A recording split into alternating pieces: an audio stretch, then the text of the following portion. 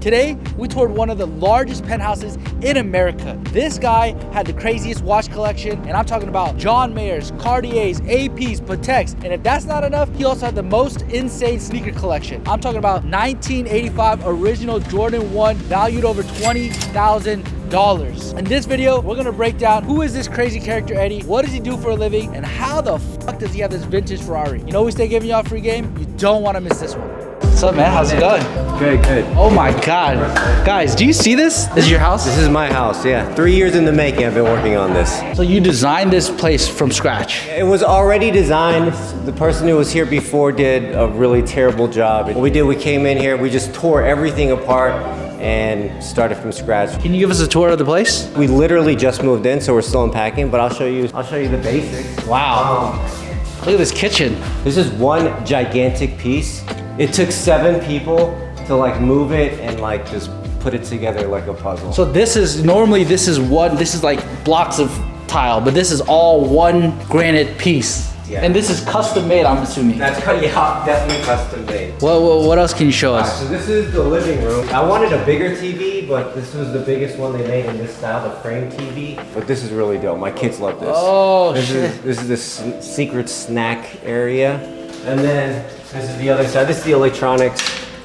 No, nothing crazy here, but this was all handmade. Like none of this, you could just buy it. They had to make it specifically for this house. My designer told me 6 months tops, we'll get this done. And it ended up being 3 years. 3 years. If I was to redo it, like go backwards in time, I would never do this again. Is that the man closet? Is that your office? Yeah, yeah. This was a dining room. We just added shelves and then all my collectibles and stuff. And I just put all the things that I like to collect. So we got guitars, sunglasses, eyewear, watches, comic books. What is the most expensive thing in here? Probably this thing right here. So this is a normal Fender amp to anybody else, but this is actually, if you're a fan of Oasis, this is Noel Gallagher's actual amp. How much did you buy it for though? I paid under 10,000, but you can't even put a price on that. Do you actually play guitar too? I do play guitar. I suck, but I play guitar, yeah. Which one is the most expensive guitar? Probably this one right here. Forget what the price is, but this is an Epiphone Casino. What else? What else you got? I see you got watches. Are you into watches? I do love watches. This is the Rolex case. Oh, so you have cases for different, yeah. You have an AP case? This is when I started collecting. Oh my God. And I don't think I did a good job because I was like kind of in the... Hold up, is this a chrome Rolex right here? That is a chrome. Guys, peep Explorer. this. All my chrome heads. Cameraman Sam right now is creaming in his pants. This is a chrome Rolex. How much is this? That one, I don't remember what I paid, but it's expensive. Guys, look at the watches. You guys know we love watch content. Look at the pieces he has in here. Guys, this watch right here, this is the John Mayer. How much is this watch? At the peak, it was like 150, but I think you can get it for like 60, 70 right now. Probably my favorite piece. Yeah, that is probably the best one. What is your favorite piece? My favorite, I would say that all roads lead to Patek. Pateks are the best. This is 3970s are very difficult. So how much is this? That one I think is probably like 70K just because of this special bracelet. This is an old school Aquanaut. This one's nice. It's a ladies watch, but I like the daintier side. But here's the watch that means the most to me. This is my dad's Rolex. When you get married in Korea, there's like this kind of tradition that the wife's family hands off a watch to the groom, and this is the watch my grandma gave to my dad, so this is my favorite watch. It's the shittiest one, but it's my favorite one. That is crazy. Do you have another case for like AP skis or other watches? Yeah. He has another case for another set of watches, guys. Remember, this is what happens when you stay in school. Anybody watching this video, don't drop out. Stay in school, guys. At the end of this video, we're gonna expose what he does for a living. This is my Cartier collection. This is pretty dope. That's fire, but this is probably the banger here. When you get a Cartier watch, usually the crown is usually blue, but this one's sapphire because it's a special collection. There's only like 200 of these, I think, so that's the banger. This is my favorite one. Watch the movie Wall Street. This is the watch that he's wearing. Santos Corre from the 90s. I'm a vintage head, so if you saw my guitars, I have some modern ones, but most of them are vintage. Same with watches. What about comic books? I see you got a bunch of comic books. These are like Comic old. books, yeah. Are they Playboys or comic books? These are comic books. I'm a huge comic book head. Unfortunately, I feel like the movies don't do the comic books any justice. Which one's your favorite one? Can you show us? This is like the era of comic books I'm collecting, like 90s Marvel. So what year are these from? These are probably all from the 90s, like mid 90s. And how much is one of these? $3. So you collect everything from $3 comic books to $80,000 watches. Well, you gotta think, I collected these when I was a little kid, so I don't have any money, right? So I'm just collecting comic books that I can afford. So you've been hoarding since you were a kid? I've been hoarding since I was a kid, yeah. What else can you show us? Sneakers, I was big into sneakers like, you know, mid 2000s. Man, let's just take a second to just enjoy this view, guys.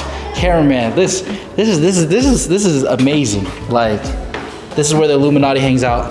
This door right here. It is where the Illuminati. This is where the magic happens. Oh my God, this is beautiful, bro. You wake up to this every morning? Every morning, man. Oh my Yeah, God. definitely makes the day better. This is an Alaskan king bed. Guys, this is a shack-sized bed. Motherfucking 2 shacks can sleep on this shit. And you went to Penn State? Remember, guys, go to college. If you want to live like me, drop out. If you want to live like him, stay in school. Embarrassing. All right, so if I've had this since like I was, I don't know, elementary school, and it's just tattered. I don't know, I have a lot of anxiety, and it's somehow like, I don't know, when I just like rub on it, it just kind of chills me out. And I've had this, I will not let my wife throw it away. These are the sleepless nights? That's where you sleep on? The sleepless nights, yeah. Then we built out these sofas. Actually, we're kind of inspired by Tom Ford's, their boutique. They had some really cool sofas. So we asked for some low profile back. Oh, so you custom made these? Yeah, these are, yeah. And how much is this? She hasn't given me my bill yet, but I'm sure it's gonna cost me something. See, when you're that rich, they just invoice you. They just trust you. You know, I honestly probably should have asked how much it was though, so I'd probably ask first. Look at the fucking views, guys. This is amazing. Like, overlooking the Falcon Stadium, overlooking Georgia Aquarium, overlooking the entire city. Yeah, if you live in Atlanta and this can't motivate you, then I don't know what would, really. What did we come up here for? I got distracted. All right, so we came here for... oh, your shoes? Collection, yeah. I just created, like, my own personal store. So if I get bored and I'm like, I need some shoes, I'm just gonna start coming up here. You don't go to Cool Kicks comes to you. I essentially created the store and just come in here and I'll decide what is the grail? The grail of grails. First off, guys, he got every single off-white. So if you're a sneakerhead, just peep. He got every single off-white. If you collect sneakers, this is the reason you collect sneakers. I bought this in Japan right before the Last Dance documentary came out. This man catfished us with the box. No, I got catfished. So when it came, I was like, what the fuck is this? You could throw these on, they have not crumbled. The original. So this is the OG. Actual from the 80s right here. And how much are these right here? So I bought these for $6,000. I think on StockX, like $25,000. That doesn't mean they're worth $25,000. Are they DS? They're DS. You know what you gotta do for the camera? You gotta lick the bottom of the shoes. To show lick the bottom of the shoes? Fuck that. No, I'm definitely not doing that. Wait, can I lick the bottom? You can lick the bottom. 1985 DS Jordan 1s. There's the thumbnail. Comes with the original hang tag with MJ like that. This is crazy. It's like the best condition one I've ever seen. Oh my God. I don't want to collect shoes, but like this is a shoe that I would just keep in the house. Oh my gosh. No matter what. I know you have a crazy closet collection. Can you show us your closet? So when we originally moved here, this was a wall. And we busted the wall down. Oh my God, look at this. Holy sh! He doesn't go to Saks. Saks comes to him. Oh my God. That's actually true. They will come to us. What? They literally come to you, they bring you a showcase? Yeah, they will bring us stuff to shop. Oh my God. This is how you get dressed every morning. Yeah, well, not yet, because we're still unpacking, as you can see. It's not even enough space for all of our shit, so I actually want to sell everything and donate everything. That's what I'm working on right now. Oh my gosh. You guys custom made this too? Yeah, it's a floating bathtub. Guys, this is some rich people shit. It's literally a floating bathtub. What the fuck? And then I love this, because after work, I like to just come in and sit down and let hot water just pour over me as I, cry my night away from hard work. And I like just having these benches here. April can come join me too. Imagine gooning your shit on here. That's nice. That's rich. Hold up, you got a fucking, casually, you got a 90-inch TV. Yeah, we do. What the fuck? I'm losing my mind right now. I know you have an insane car collection. Can we go see the cars? I started selling everything off, but I do have one car. You have one car, that's it? One car. All right, guys, we just transported into the garage. So how many cars did you have at your peak? 6 cars. 6 cars at one time, yeah. What were the 6?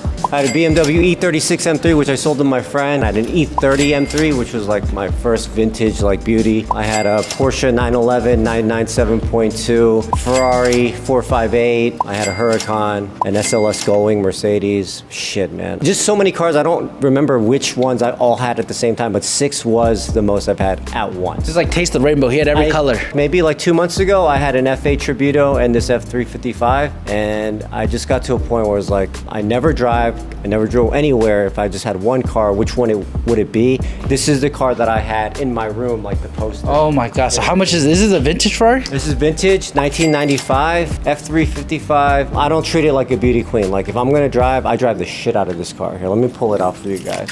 Is this your car too? This is my wife's car. So you got an electric G-Wagon. I didn't even know they made electric ones. You know what? AMG is much better. I would not buy an electric. All right, we're about to hear this bad boy, guys.